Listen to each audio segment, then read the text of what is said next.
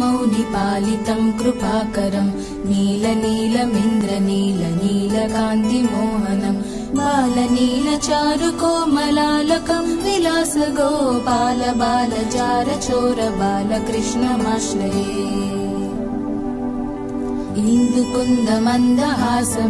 इन्दुकुन्दमन्दहासमिन्दिराधराधरं नन्दगोपनन्दनं सनन्दनादिवन्दितं नन्दगोधनं सुरारिमर्दनं समस्तगोपालबालचारचोरबालकृष्णमाश्रये वारिहारहीरचारुकीर्तितं विराजितं द्वारकाविहारमम्बुजारिसूर्यलोचनं भूरिमेरुधीरमादिकारणं सुसेव्य गोपालबालचारचोरबालकृष्णमाश्रये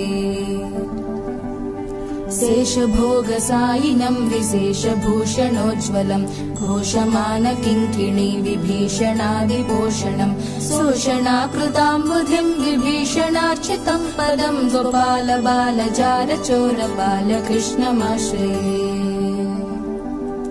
पण्डिताखिलस्तुतं पुण्डरीकभास्वरं कुण्डलप्रभासमानतुण्डगण्डमण्डलं पुण्डरीकसन्नुतं जगन्नुतं मनोज्ञकं गोपालबालचारचोरबालकृष्णमाश्रये आञ्जनेयमुख्यपालवानरेन्द्रकृन्तनं कुञ्जरारिभञ्जनं निरञ्जनं सुधाकरं मञ्जुकञ्जपत्रनेत्रराजितं विराजितं गोपालबालचारचोरबालकृष्णमाश्रये रामणीययज्ञधाम भामिनी वरप्रदं मनोहरं गुणाभिराममुन्नतोन्नतं गुरुं सामगानवेणुनादलोलमर्चितास्तकं गोपालबालचारचोरबालकृष्णमाश्रये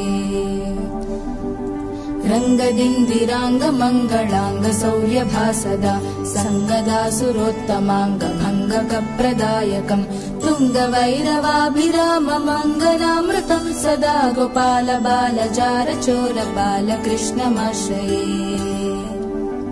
बालकृष्णपुण्यनामलालितं सुभाष्टकं ये पठन्ति सात्विकोत्तमा सदा मुदाच्युतं राजमानपुत्रसम्पदादिशोभनानि ते साधयन्ति विष्णुलोकमव्ययं नराश्च ते